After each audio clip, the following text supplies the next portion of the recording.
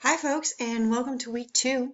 I wanted to just start off by reiterating what I posted in the announcements on Friday. The work that you're putting forth so far in week 1 has really been fantastic. It really was a pleasure to read over your posts and your responses to each other in the discussion board, as well as the quality of work that you're putting forth with the methods wiki. So you've started off on a high note, definitely set my expectations high. So I really am looking forward to the remainder of the semester. So speaking of the remainder of the semester, let's turn our attention to this week. We're going to be covering a variety of topics. We'll first start off with looking at genetic influences on our behavior, kind of picking up where we left off last week, where we were thinking about environmental or cultural influences. This will include a coverage of natural selection and how that influences our psychology. And then we will talk about sexuality. So this was perhaps touched on a little bit, particularly in some of the discussion board posts related to gender identity, gender expression. It does tend to link up with sexuality, but we're also going to be thinking about sexual behavior and influences on our sexual desire. And then we'll get into wellness. So that's a whole host of topics. That's stress and health. It's sleep and sleep deprivation. It's hunger and weight management. As well as just general motivational issues. So this is a pretty hefty set of topics. This is definitely going to be our heaviest week for reading. Last week was definitely our lightest week for reading. And that was because I recognized that week 1, you're going to need to get used to the course. Now, hopefully, you are used to some things. The tasks you'll be doing this week are similar to last week's tasks. What's expected of you is generally similar. So we do have some heavy reading for this. I have, however, cut out some of the reading. So if we go to the learning materials area, you'll see that right here in week 2, I decided to remove some of the reading. The emotion reading, I decided really wasn't all that central to the learning objectives for the whole course. And so I did remove it to cut back on some of the material that we would be covering. Because as you can see, there really are still a number of topics for us to cover. And we're still going to be covering some emotional issues in the stress and health section. All right, so I want to open up this folder to look at some of the tasks that you'll be completing this week. First, though, I want to pull up the schedule for this week. So this is coming off of the printed schedule because there have been some changes. You can see here is what the reading amounts were, 94.95 pages. Oh my goodness, that's why I had to cut out the emotion reading. I think it's now down to maybe like 71 pages or something.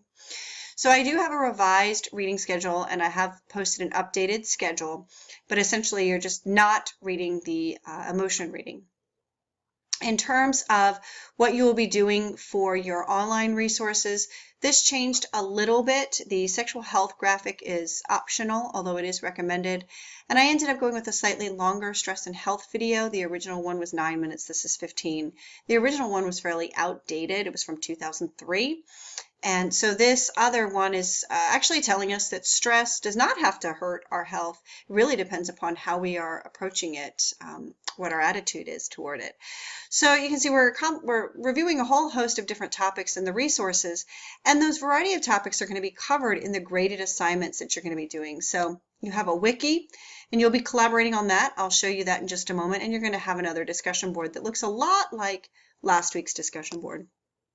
And then finally, we do have some brave souls from each group that are going to be tackling this first UPR presentation. All right, so let's take a look at what's expected in this week. We do have the reading guide here, and you can see I now have the revised reading listed right here for you. And then if we look at the video and web links, I just wanted to show you both the required videos as well as the optional videos. The first thing I want to mention is I have included a video that I've used for several semesters now with some really great feedback from students. So you're going into a healthcare profession. You're going into a profession where, for example, we can see evolution in action with antibiotic resistance among bacteria. And that's perhaps the most salient point for evolution for a healthcare professional, a reason why you should be familiar with it. But it's also a fundamental driving principle in biology. And what I have found is that quite often students don't understand that much about evolution. And so if you are among that group, hopefully you will find this video to perhaps clear up some misconceptions. I do want to say, though, that I recognize that many of the students in this class are likely fairly religious and have some concerns about the principles of evolution. And so I have this disclaimer here. It is certainly reasonable to expect you to understand the principles of evolution, even if you don't agree with them, even if you don't believe them. Certainly I believe them, as 99.9% of the scientists do. But even if you do not believe them or you don't feel comfortable with them, it is still paramount. It's important for you to understand what these principles are. And so a heads up, you will be asked to provide a brief summary in your own words of the principle of natural selection on the quiz. So I encourage you to take some notes as you listen to this video. All right, so let's move on. Perhaps another sticky topic, but perhaps not, and that is the issue of homosexuality. But in this video, what you're going to be reviewing is how the social stigma that's associated with being homosexual can actually create mental health problems for people who identify as lesbian, gay, bisexual, or transgender.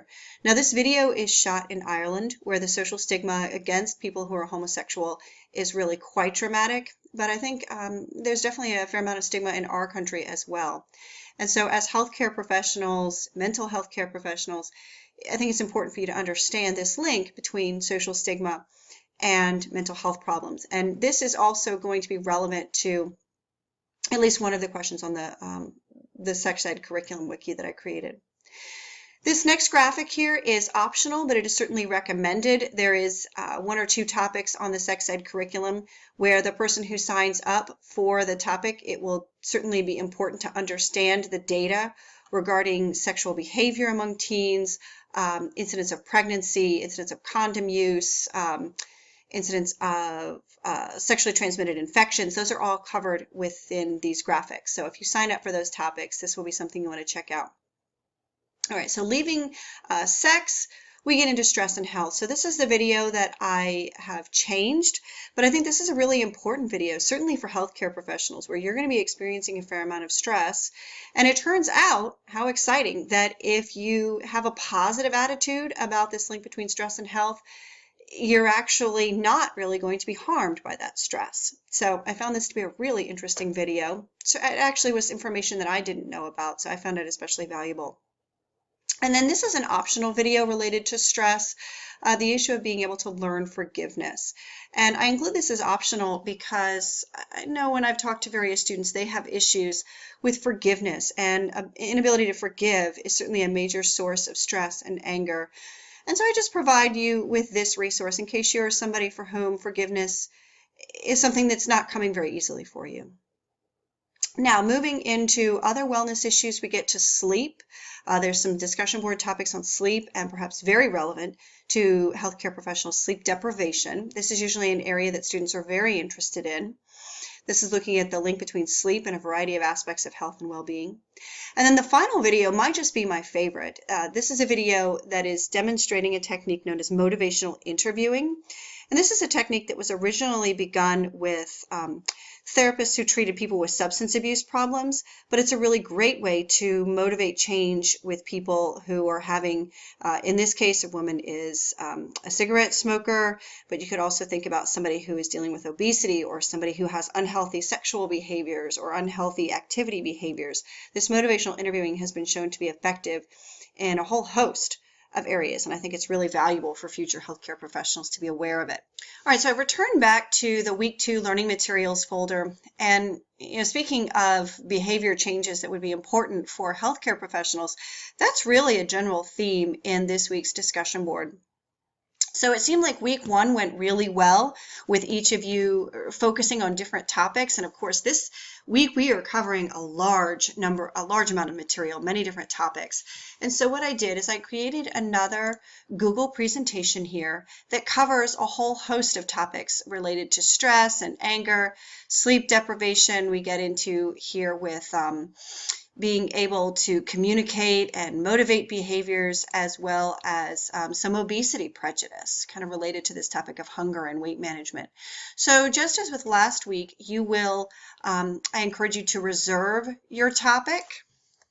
And so I've gone to the group discussion board here to just give you a reminder on how you would do that. you'll open up the forum and then create a thread. And so let's say I really wanted to do the topic on effective communication. I would just hit reserve here and submit.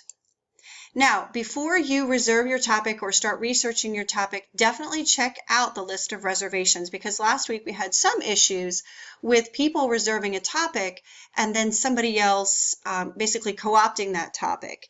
So please make sure before you start researching something that nobody has reserved it just yet. All right, so the second primary graded assignment for this week is this Sex Ed Curriculum Wiki. And this is a tackling a variety of topics within the general issue of sex and sexuality. So if you open up this PDF for the assignment, you can see that I have some basic instructions. It follows a similar theme as the discussion board, major post by Thursday night, responses to fellow peers by Monday morning. And instead of doing a slide presentation, though, I have questions here, and you can see there are several different questions. Each of you will select one of these topics,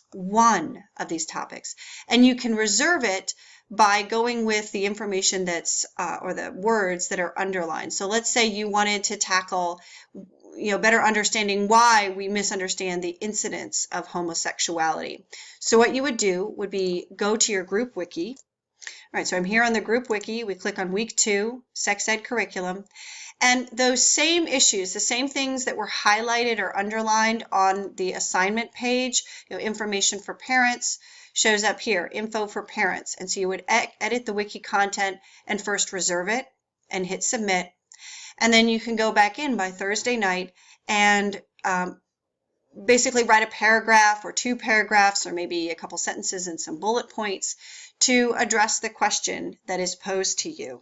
So just as an illustration, I'm going to pull up something from my last semester's online class, and you can see that this student reserved the media topic and presented a summary right here, and you can see clearly a summary was pretty strong. It's not terribly long. And then under it, there were other students who responded to it. Again, this is a topic covered by a student, a simple paragraph, and then other people have responded to it. And so this is what your wiki will look like, a paragraph of response and then comments from other students. Something that you will probably appreciate about this week's wiki relative to week 1's wiki is that you are going to be evaluated solely on the quality of your work. In week 1, you're evaluated on the quality of your work as well as the overall quality of the whole group's wiki. Here, you're really just going to be evaluated on your work. All right, the third major graded component for this week, of course, is the quiz.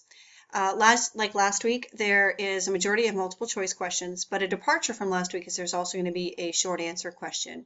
And that question, I've already told you, is basically where I'm asking you to summarize the points of natural selection in your own words. All right, so just like last week, you have 2 attempts, and it'll be the average of your 2 attempts. So since you're getting feedback, you'll be able to know which questions are incorrect and basically improve upon those incorrect questions. Some additional things for this week, you have the UPR wiki. So we have some brave souls who have chosen to submit during week 1. Here's an example. This is for the bikers. We have Holly, who has already posted the UPR wiki. At first glance, just quickly looking at it, looks great. And then at the very end, she has provided a discussion question. And so for 7 out of the 10 wiki presentations, you are expected to answer, and you would answer by clicking on comment and then hit add. And then Holly is expected to, like all of this discussion leaders, is expected to check in a few times during the week and respond to what peers have said. Now, it's not listed in this folder, but I will remind you that the notes for the Walk in Their Shoes project are going to be due at the end of week 3. So many of you will probably want to start doing your research this week. So that's not a required thing, but just a reminder. And then speaking of things that are not required, I'm also providing a link here to a blog that's being maintained where people who are overweight or obese are reporting on their really negative and stigmatizing experiences in healthcare. And so I encourage you to maybe just take a look at some of these stories. It was certainly eye-opening to me. I've heard stories from friends who are overweight about some of the mistreatment they've suffered from their physicians and from their nurses. But hearing this variety of stories or reading it was certainly eye-opening. So I'll end here that if you do have questions, click on the discussion board and post it to the course information. Look forward to another great week. Thanks, folks.